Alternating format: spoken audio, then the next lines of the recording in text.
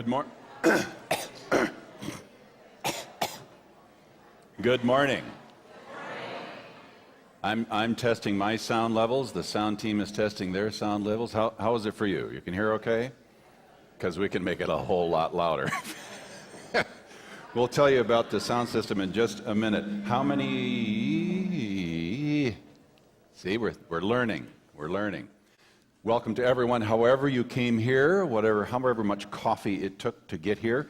We are having a very different kind of time together this morning, Sunday by Sunday in worship, particularly in the focus of the hymns in the sermon. We might focus on mission, going out and working in the world. Sometimes we might focus on discipleship, about our learning how to be Christians better together.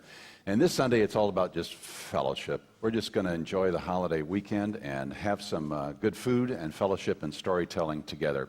We'll say a bit more about that as we go along. But before we do anything else, I would like, Corey, can you and your guys kind of come to the front rail as much as possible? And where's Don? Has he recovered? Don?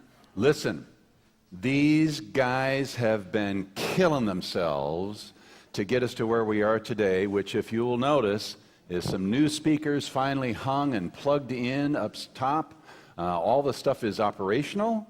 Yes. So our ability to communicate has happened.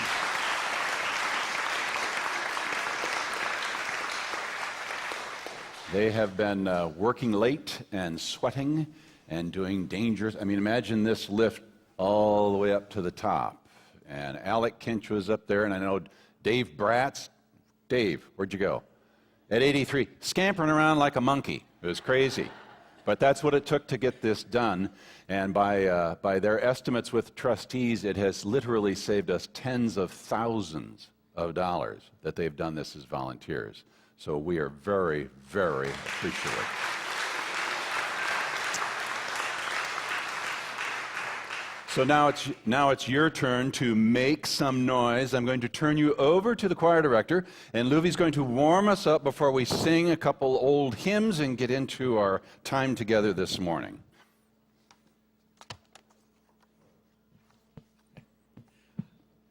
Oh boy.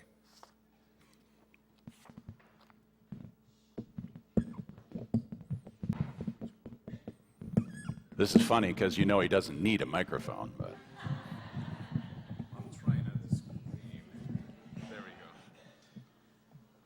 All right, can we all stand up, please?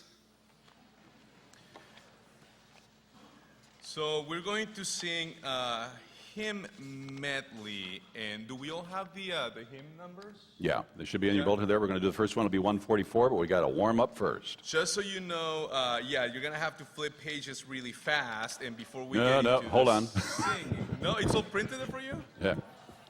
Oh, you don't have them. Hang on. You should have at the top of your bulletin a little row of numbers. And we're going to go slow one by one because we're going to do announcements in between. Sorry for that.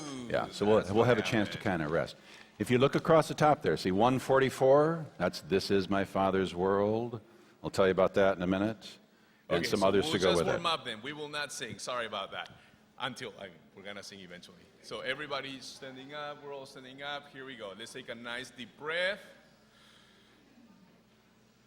And then just blow out air. Again. Now imagine the action of when you inflate a balloon.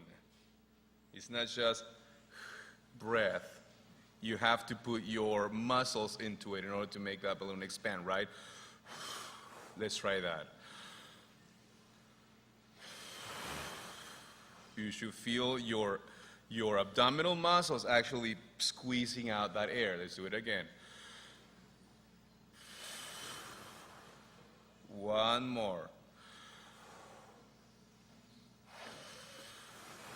With that same thought, we're going to do a lip trill. This is a lip trill. If you are lip challenged, if that doesn't come naturally, try an R. If you're R challenged, try a hum.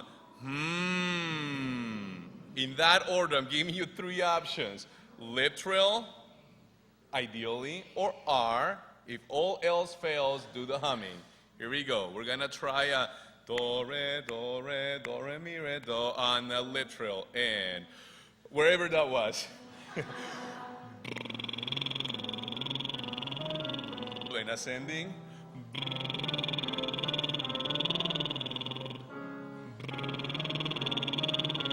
Now, remember the action of blowing the balloon. Remember the action of blowing the balloon. The same energy has to go into the, it's not just, put the energy behind it like you're blowing out a balloon. Here we go again.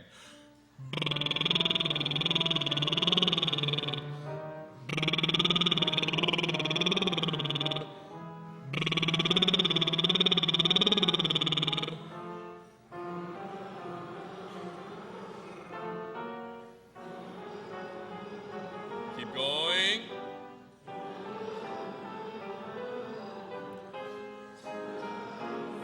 Open to ah. Ah. Ah.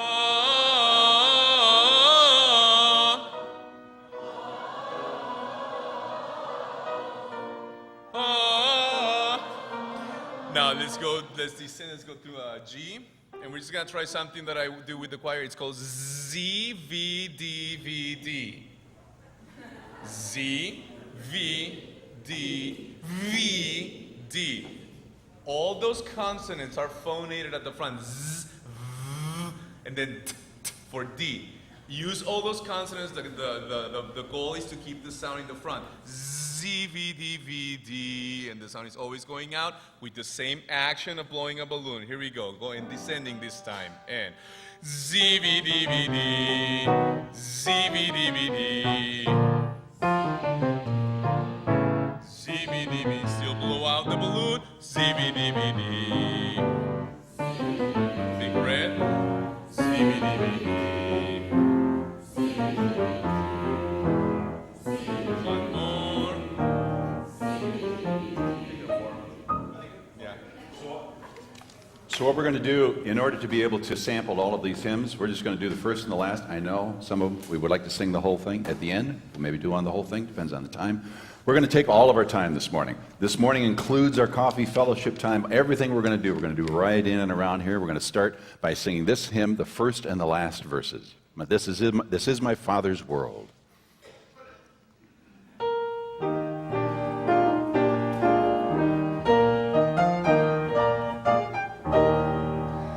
This is my Father's world, and to my listening ears, all nature sings and proudly rings the music of the sea. This is my Father's world, I rest in the thought of rocks and trees, of skies and seas. His hands the wonders brought. This is my Father's world. Oh, let me ne'er forget the gold, the rock seems of so strong. God is the ruler yet. This is my Father's world. Why should my heart be sad? The Lord is King, let the heavens ring. God reigns, let earth be glad. Hang on a minute, and for just real quick, turn back in your hymnal to hymn number 111.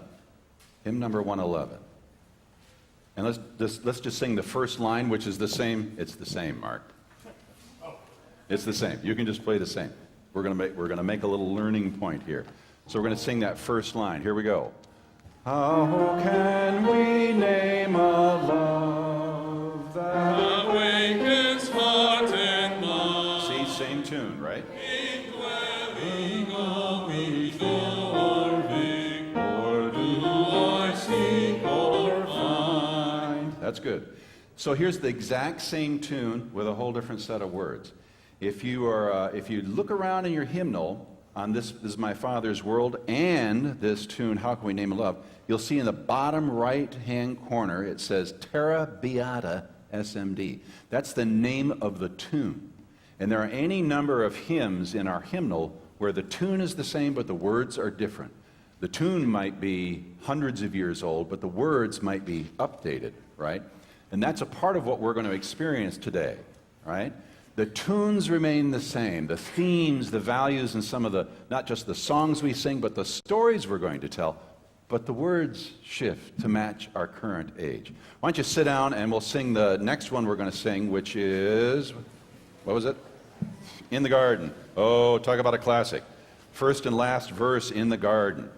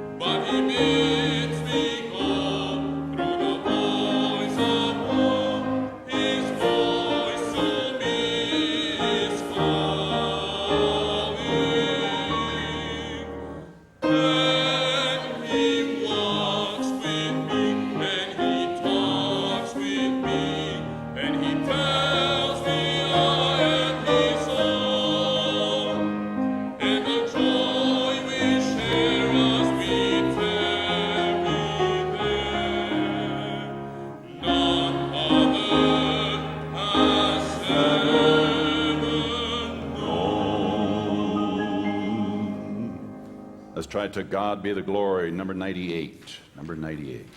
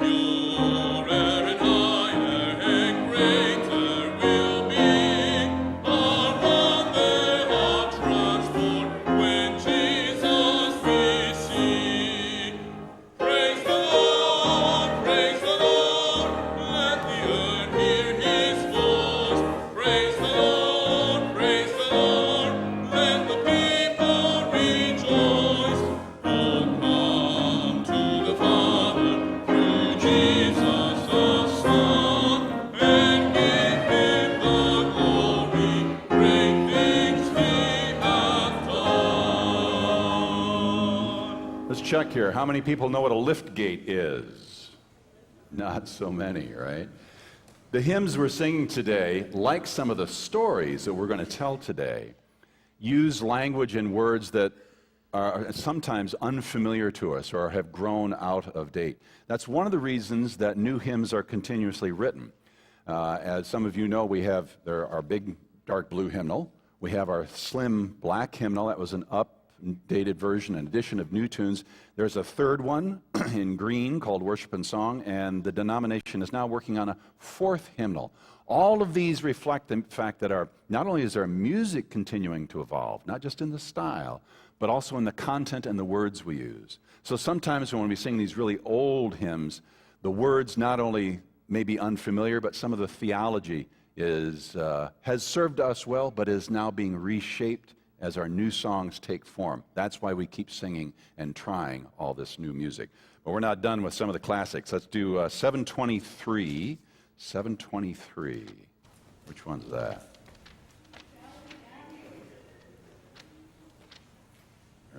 Because, some of these you have to stand on. We'll save this. We'll save the standing. Let's do this first and last verse. Shall we gather at the river? We do this pretty regularly.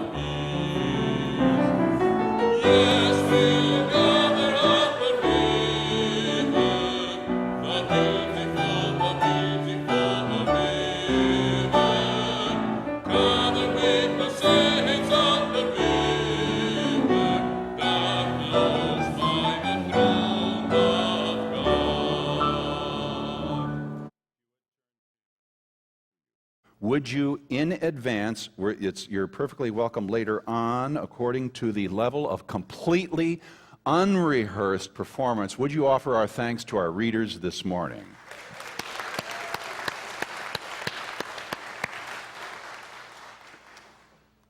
We're going to take, as we go along, I'll just quickly introduce each one of them so we're staying on track and have a little chance to adjust the microphones, etc. There is, at the very end, you're going to have one more hymn to sing that we'll tell you about when we get there. But for now, Karen, would you break the ice and get us going with the first reading, Coffee.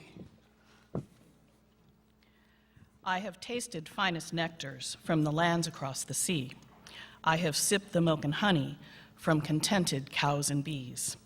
I've drank the finest liquors from the wineries in Spain. And I've been in cocktail lounges where they serve the pink champagne. Now I'll tell you about a liquid that will perk a fellow up when it's served and hot and steaming.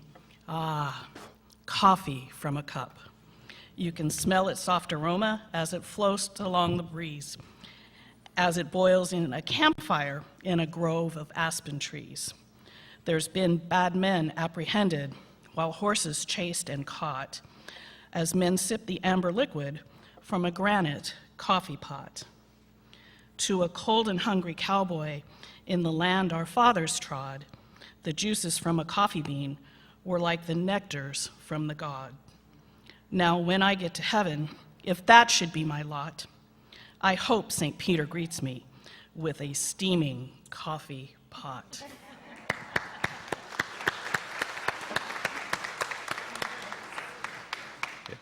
Zach, come on up.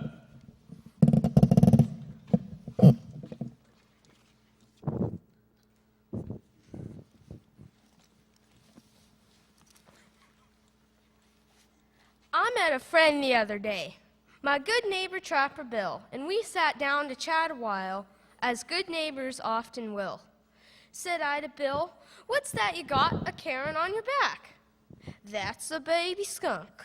I got it in this here gunny sack." "What? A baby skunk?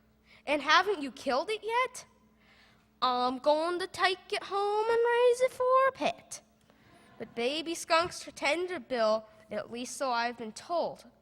He's apt to freeze some long, dark night. That howling wind is cold. Then Bill bit off another chew and slowly scratched his head. "This baby skunk won't freeze at night.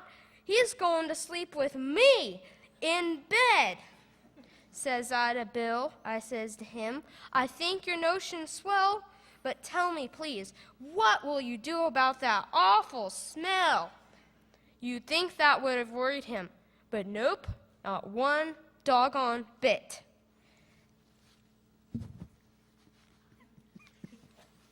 That baby skunk will soon get used to it.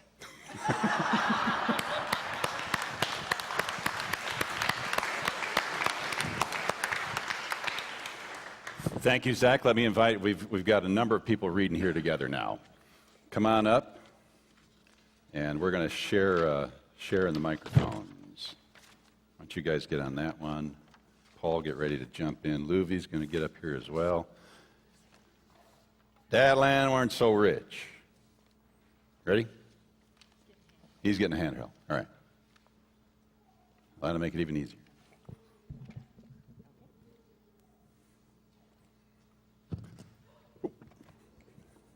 Nice shoes. Well, my old man had some land that was so rich when he planted cucumbers, he went along dropping the seeds, and before he could get out of the way, he'd have ripe cucumbers in his pockets. What's the richest land you've ever seen? My old man had some land, and it was so rich that he drove a stake in the ground at the end of a corn row for a landmark, and the next morning, there was 10 ears of corn on the cornstalk and 5 ears grown on the stick. That land wasn't so rich. One time our mule died and we buried him down in the bottom land. And the next morning he had done sprouted up little jackasses. You sure is telling the truth, but my old man had some rich land too.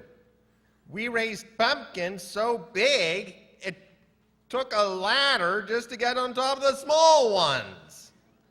Mostly we sawed a hole in the top and jumped in. Fact is, my old man built a scaffold inside so we could get all the pumpkin meat out the top, but he dropped his hammer in there. He told me, he says, "Son, I done dropped my hammer. Go get it for me." Well, I went down in that pumpkin and began to hunt for that hammer. I was fooling around in there all day when I met a man and he asked me what I was looking for. I told him that my old man had done dropped his hammer and sent me to find it for him. The man told me I might as well give it up for lost because he had been looking for a double mule team and a wagon that had got lost in there for 3 weeks, and he had not found no trace of them yet. That land you're all talking about might do if you give it plenty of store-bought fertilizer, but my old man wouldn't farm no poor land like that. Now, one year we was kind of late putting in our crops. Everybody else had corn a foot high when Papa said, "Well, children, I reckon we better plant some corn." So I was dropping some seed corn, and my brother was piling the dirt up behind me. And we had done planted about a dozen rows when I looked back and seen the corn coming up. I didn't want it to grow too fast, because it would all turn to feed corn, and we'd have no roast ears. So I hollered to my brother to sit down on some of it to stunt the growth. So he did. And the next day, I got a note he dropped me saying, "I passed through heaven yesterday at noon selling roast ears to the angels." Now that was rich land. Where's Peter? Come on up, Peter. Let's have you come on over here. I think we're good right there. I love myself. I think I'm grand. I go to the movie, I hold my hand. I put my arms around my waist, and when I get fresh, I slap my face.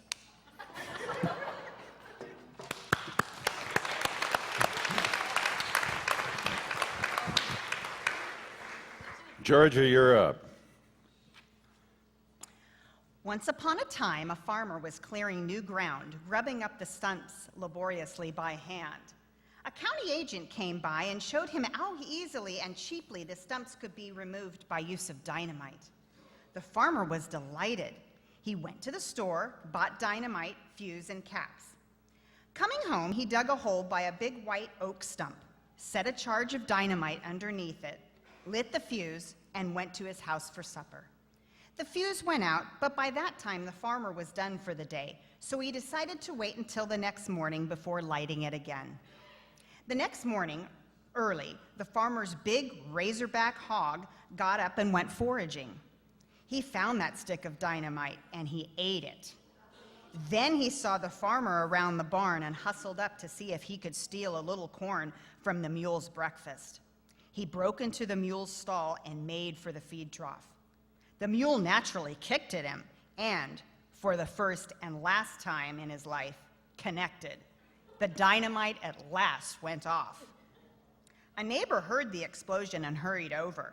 He found the owner leaning over the fence of his barn lot, viewing the ruins. The neighbor sounded a sympathetic sigh. "It looks pretty bad, my friend, pretty bad." "Yes," said the farmer, "it is bad. Killed my mule, wrecked my barn, broke every window out of one side of my house, and brother, I've got an awful sick hog."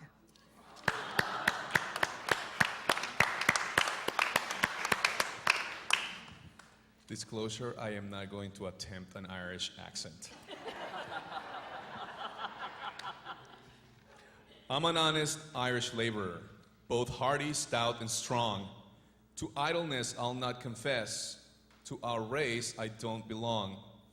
Though I am strong and willing to work for the wants of life so dear, where'er I go to ask for work, there's no Irish wanted here. They may think it a misfortune to be christened Pat or Dan. To me, it is a blessing to be called an Irishman.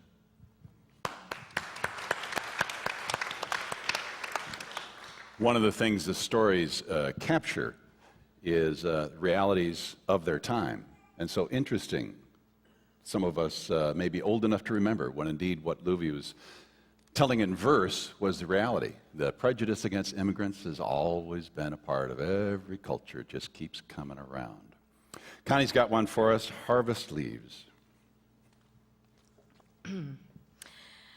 I'm just a leaf on the family tree, but my days are numbered in eternity. And deep go my roots, vital and strong. Oh, proud grows the tree to which I belong.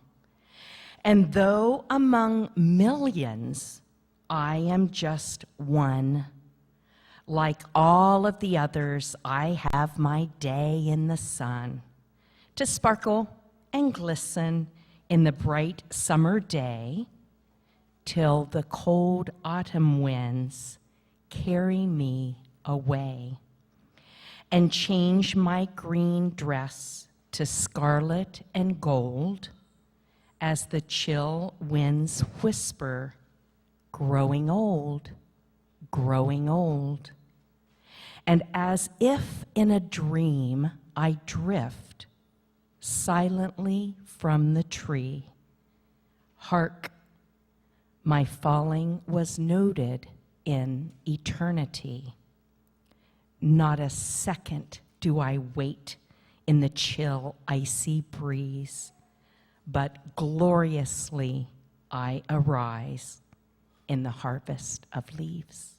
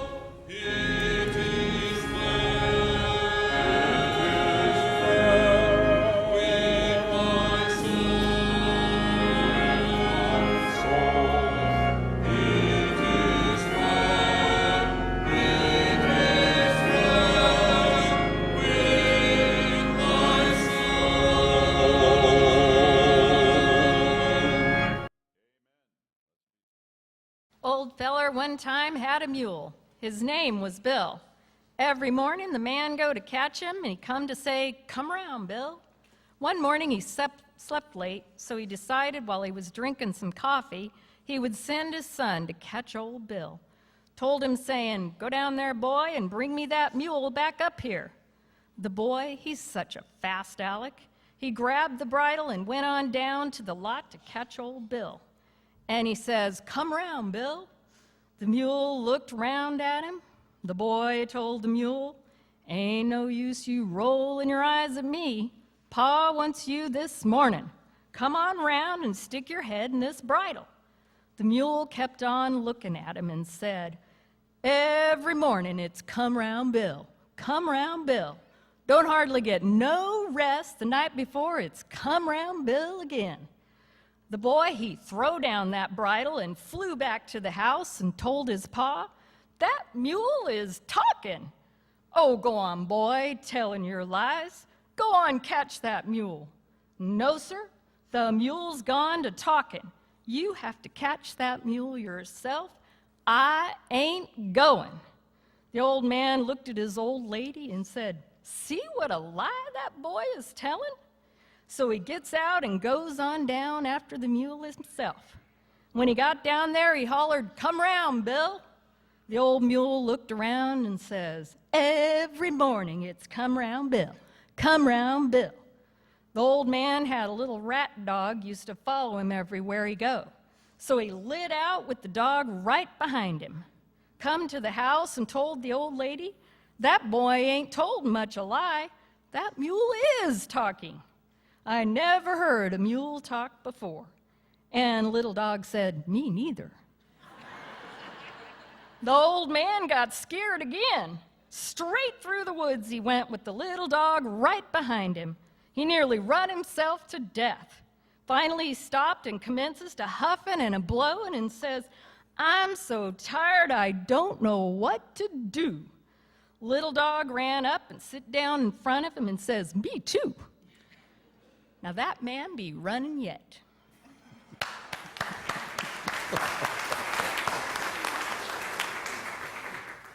Now, mind you, half the fun of this was thinking who could read what, and I knew I didn't have to say anything to Paul about hamming it up or not for this classic reading. You probably think this is a prop in keeping with the reading Casey at the bat.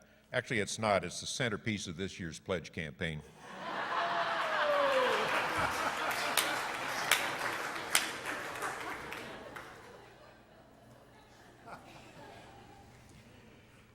The outlook wasn't brilliant for the Mudville Nine that day. The score stood 4-2 with but one inning more to play. And then when Cooney died at first, and Barrows did the same, a Paul-like silence fell upon the patrons of the game. A straggling few got up to go in deep despair. The rest clung to the hope which springs eternal in the human breast. They thought, if only Casey could but get a whack at that, we'd put up even money now with Casey at the bat. But Flynn preceded Casey, as did also Jimmy Blake, and the former was a hoodoo, while the latter was a cake. So upon that stricken multitude, grim melancholy sat, for there seemed but little chance of Casey getting to the bat. But Flynn let drive a single, to the wonderment of all, and Blake, the much despised, tore the cover off the ball. And when the dust had lifted and men saw what had occurred, there was Jimmy safe at second and Flynn a hugging third. Then from 5,000 throats and more, there rose a lusty yell. It rumbled through the valley, it rattled in the dell, it pounded on the mountain and recoiled upon the flat, for Casey, mighty Casey, was advancing to the bat. There was ease in Casey's manner as he stepped into his place. There was pride in Casey's bearing, and a smile lit Casey's face. And when responding to the cheers, he lightly doffed his hat. No stranger in the crowd could doubt 'twas Casey at the bat. 10,000 eyes were on him as he rubbed his hands with dirt. 5,000 tongues applauded when he wiped them on his shirt. Then while the writhing pitcher ground the ball into his hip, defiance flashed in Casey's eye, and a sneer curled Casey's lip. And now the leather-covered sphere came hurtling through the air, and Casey stood a-watching it in haughty grandeur there. Close by the sturdy batsman, the ball unheeded sped. "That ain't my style," said Casey. "Strike one," the umpire said. From the benches thick with people, there went up a muffled roar, like the beating of the storm waves on a stern and distant shore. "Kill him! Kill the umpire!" someone shouted in the stand. And it's likely they'd have killed him had not Casey raised his hand. With a smile of Christian charity, great Casey's visage shone. He stilled the rising tumult. He bade the game go on. He signaled to the pitcher, and once more the dun sphere flew. But Casey still ignored it, and the umpire said, "Strike two!"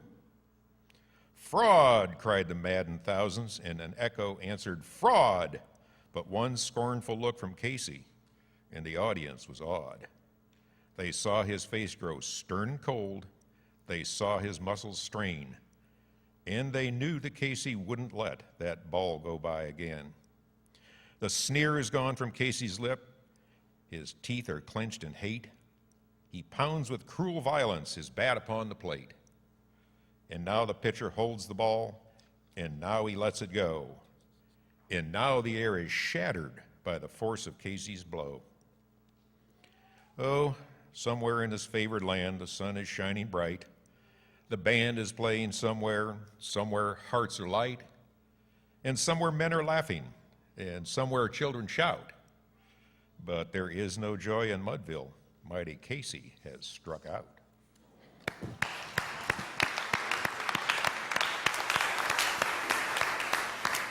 Thank you, Paul. Thank you. Little different one from Kamau. You're going to enjoy this one. The great big church was crowded, full of broadcloth and of silk and satins rich as cream that grows on our old cow's milk. Shined boots, boiled shirts, stiff dickies, and stovepipe hats were there, and dudes with trouser looms so tight they couldn't even kneel down in prayer. The elder, in his pulpit up high, said as he slowly riz, "Our organist is kept to home, laid up with the rheumatiz, and as we have no substitute and Brother Moore ain't here, will someone in the congregation be so kind as to volunteer?" And then a red-nosed, blear-eyed tramp of low-down, rowdy style gives an introductory hiccup and staggered up the aisle. Then through that holy atmosphere there crept a sense of sin, and through the air of sanctity rolled the odor of gin. Then Deacon Purington, he yelled, his teeth all set on edge, "This man profanes the house of God. Why, this is sacrilege." The tramp didn't hear a word he said, but he slouched with stumbling feet and stalked and swaggered up the steps and gained the organ seat. He then went pawing through the keys, and soon there rose a strain that seemed to just bulge out the heart and electrify the brain. Then he slapped down on the thing with hands and head and knees. He slam-dashed his whole body down, kerflop, upon the keys. The organ roared. The music flood went sweeping high and dry and swelled into the rafters and bulged out to the sky. The old church shook and staggered and seemed to reel and sway. Then an elder shouted, "Glory!" And I yelled out, "Hooray!" And then the fella touched a tender strain that melted in our ears, that brought up blessed memories. and drenched him down with tears. And we dreamed of old-time kitchens with that tabby on the mat, of home and love and baby days and mother and all of that. And then he struck a streak of hope, a song from souls forgiven that burst from prison bars of sin and stormed the gates of heaven. The morning stars together sung. No soul was left alone. We felt the universe was safe and God was on his throne. But then a wail of deep despair and darkness came again, and long black crepe hung on the doors of all the homes of men. No love, no light, no joy, no hope, no songs of glad delight. And then the tramp, he staggered down and reeled into the night. But we knew he'd told his story, though he never spoke a word. And 'twas the saddest story that our ears had ever heard.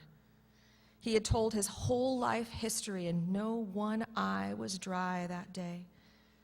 So when the elder rose, he simply said, "Brethren, let us pray."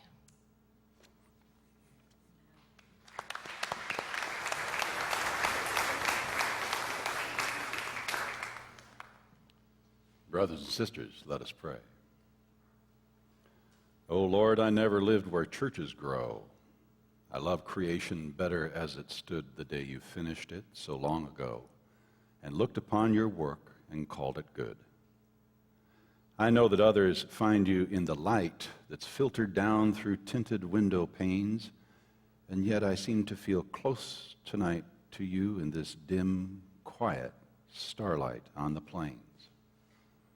I thank you, Lord, that I am placed so well, that you have made my freedom so complete, that I'm no slave of whistle, clock, or bell, nor weak-eyed prisoner of wall and street. Just let me live my life as I've begun, and give me work that's open to the sky.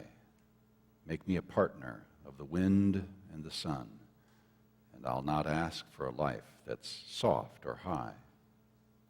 Let me be easy on the man that's down. Let me be kind and generous with all. I'm careless sometimes, Lord, when I'm in town, but never let them say I'm mean or small. Make me as big and open as the plains, as honest as the horse between my knees, clean as the wind that blows behind the reins, and free as the hawk that circles down the breeze. Forgive me, Lord, if sometimes I forget. You know the reasons that are hid. You know about the things that gall and fret. You know me better than my mother did. Just keep an eye on all that's done and said, and right me when I sometimes turn aside, and guide me on the long, dim trail ahead that stretches up to the great divide. Amen.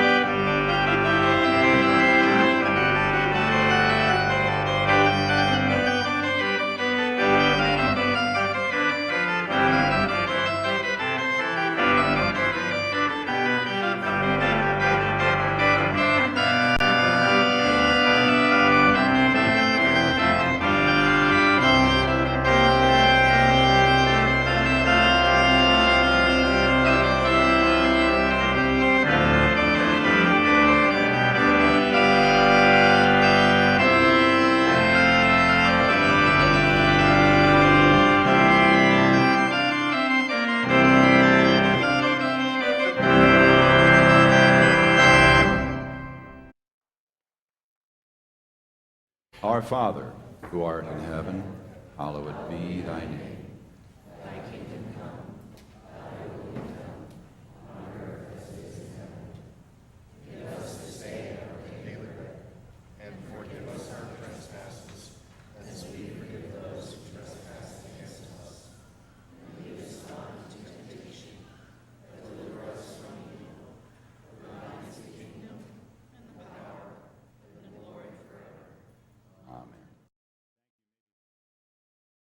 Once upon a lime tong ago, a Fungry Hawks met a bunch of grybrid hapes banging from a hind.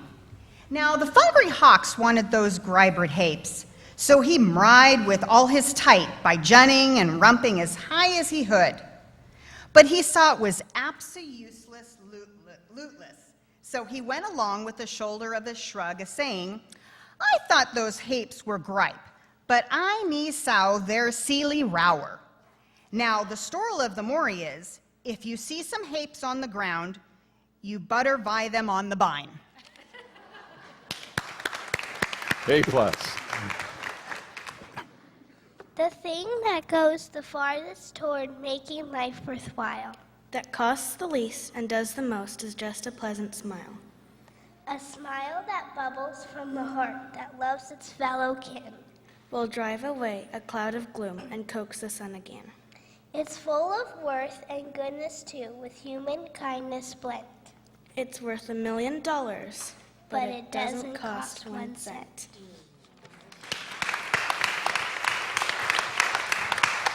Thank you, girls. We're going to add one, because I realize some of these are, most of these are pretty funny. Most of these are pretty nice. Like any good campfire, campfire time or telling stories, it's got to be one that tells the rough edges. So some of you know the cremation of Sam McGee. Who knows that one? If you don't, buckle up. This is written by a guy who was indeed a miner in the gold rush back when. There are strange things done in the midnight sun by the men who toil for gold. Every Arctic trail has its secret tale that would make your blood run cold. The Northern Lights have seen queer sights, but the queerest they ever did see was that night on the marge of Lake LaBarge that I cremated Sam McGee. Now, Sam McGee was from Tennessee, where the cotton blooms and blows. Why he left his home in the South to roam around the poles, the good Lord only knows. Sam was always cold, but the land of gold seemed to hold him like a spell. He'd often say in his homely way, man, I'd sooner live in hell. 'Twas on Christmas Day we were musing our way over the Dawson Trail. Talk about cold. Our parkas fold it stabbed like a Through the parka's fold it stabbed like a driven nail. If our eyes we'd close, then the lashes froze till sometimes we couldn't see. It wasn't much fun, but the only one that whimpered was Sam McGee.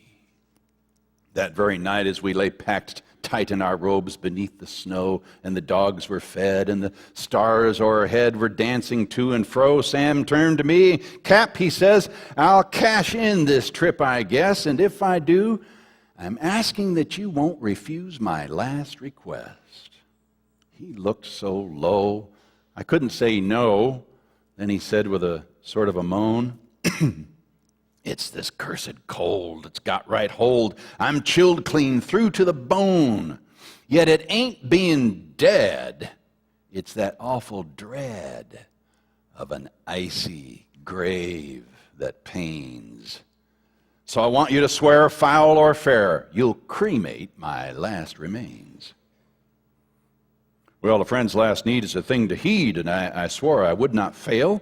We started on at the streak of dawn, but Sam was a ghastly pale. Crouched on the sleigh and raved all day about his home in Tennessee. Before nightfall, a corpse was all that was left of Sam McGee. There wasn't a breath in that land of death, and I hurried, horror-driven, with a corpse half-head that I couldn't get rid because of a promise given. Sam was lashed to the sleigh, but he seemed to say, "You may tax your brain and your bronze, but you promise true, it's up to you to cremate my last remains." Now, a promise made is a debt unpaid, and the trail has its own strict code. In the days that come, though my lips were dumb, and in my heart how I cursed that load, in the long, long night by the lone firelight, and the huskies all in a ring, howling out their woes to the homeless snows, man, how I cursed that thing. Day after day, that silent clay seemed to heavy and heavier grow. But on I went, though the dogs were spent and the grub was a-getting low. The trail was bad. I felt half mad, but I swore I wouldn't give in. Sometimes I'd sing to the hateful thing, and he hearkened with a grin. Till we come to the marge of Lake Labarge, and there a derelict lay, jammed in the ice, and I saw at a trice that it was called the Alice May. I looked at it, I thought a bit, and I looked at my frozen chum. "Now here," I said with a sudden cry, "is my crematorium." A plank I tore from the cabin floor, and I lit the furnace fire. Some coal I found lying around and heaped the fuel up higher. The flames they soared, the furnace roared, such a blaze you seldom see, and I burrowed a hole in that glowing coal, and I stuffed in Sam McGee. Then I took a hike, for I didn't like to hear him sizzle so. And the heavens scowled, and the huskies howled, and the wind began to blow. 'Twas icy cold, but the hot sweat rolled down my face, and I don't know why. And the greasy smoke with its inky cloak came streaking down the sky. How long in the snow I do not know, that I wrestled with grisly fear. But the stars came out, and they danced about, ere again I ventured near. I was sick with dread, but I bravely said, I'll just take a peep inside. He ought to be cooked. It's about time I looked. And so the door I opened wide. And there sat Sam, cool and calm, in the heart of that furnace roar. He wore a smile you could see for a mile, and he said, "Hey, close that door. It's fine in here. I greatly fear you'll let in the cold and the storm. Since I left Plumtree, Tennessee, it's the first time I've been warm." There are strange things done in the midnight sun by the men who toil for gold. Every Arctic trail has its secret tale that will make your blood run cold. The Northern Lights have seen queer sights, but the queerest they ever did see was that night on the barge of Lake Labarge that I cremated Sam McGee.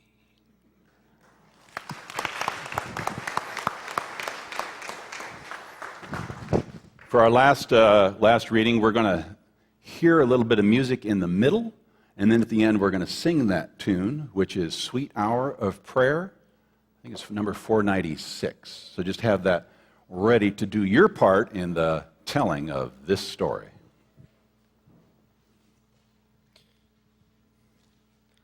I live in the little town of Rama out in New Mexico.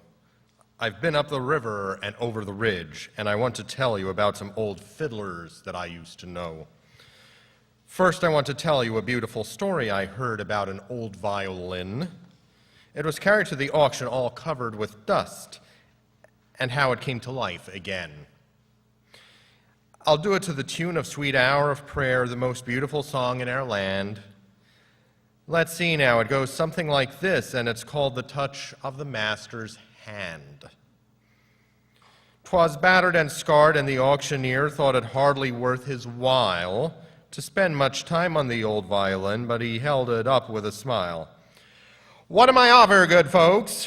he cried. "Who'll start the bidding for me? $1, $1, $2, and who'll make it $3? $3 once, $3 twice, going for $3, but no." From the back of the room, a gray-haired man came forward and picked up the bow. Then, wiping the dust from the old violin and tightening up the loose strings, he played the melody as pure and as sweet as the caroling angel sings.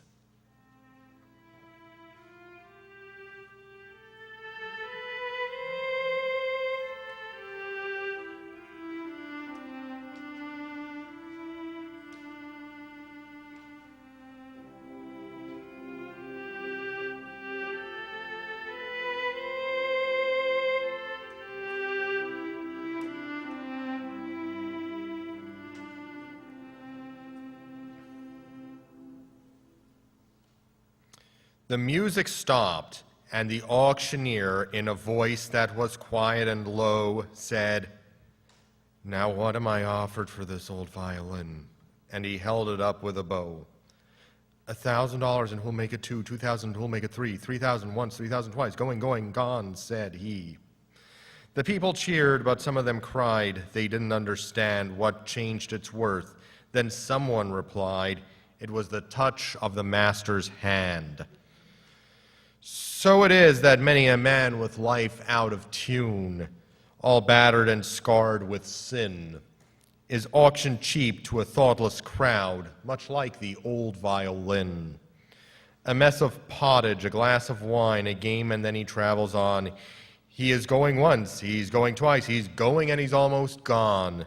But the master comes and the foolish crowd still doesn't understand the worth of a soul and the change that's wrought by the touch of the master's hand. Amen. Thank you. Let's sing that one more verse. Sweet Hour of Prayer, 496. Why don't we stand?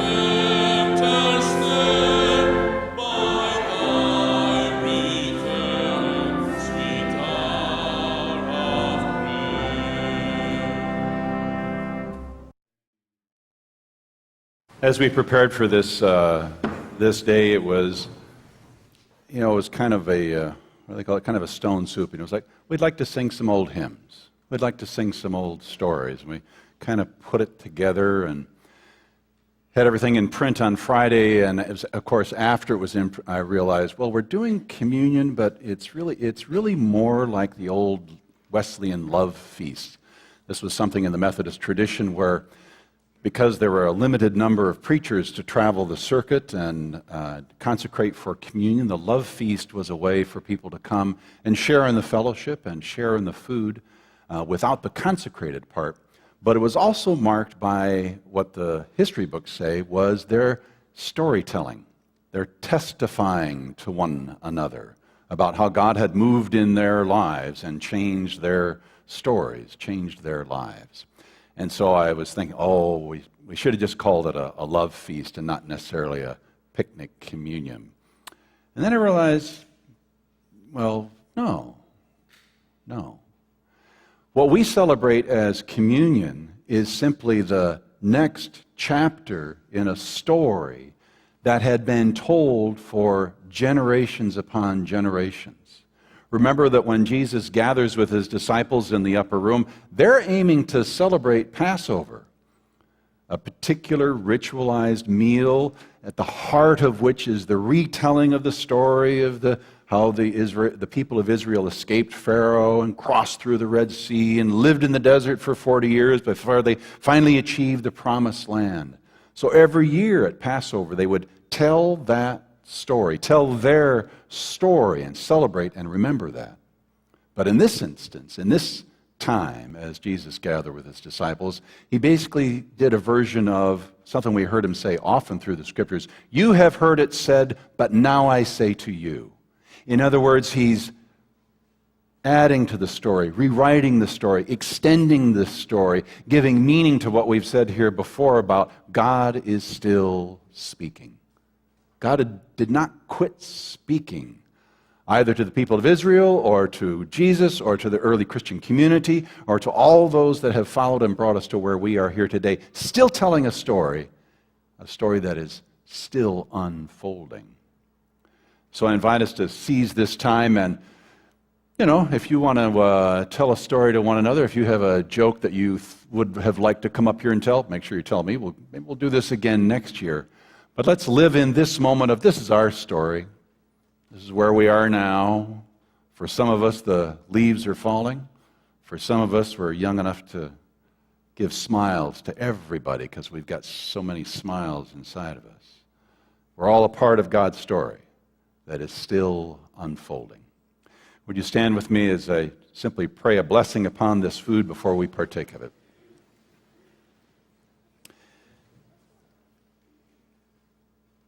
Gracious God, underneath and over all things, we are grateful for your presence, especially your presence as manifest to us through those with whom we are gathered here this morning.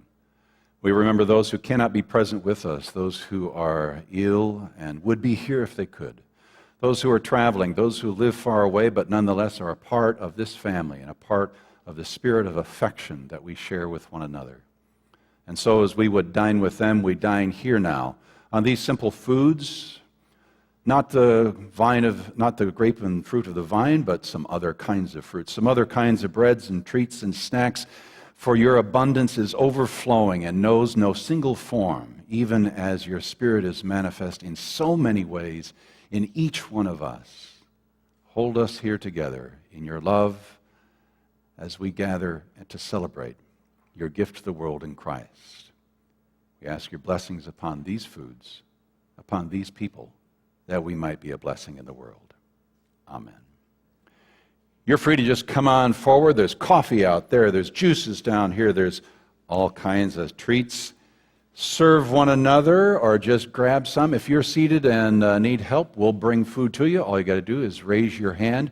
The table is spread. The story is unfolding. Come to the feast of the presence of the Lord.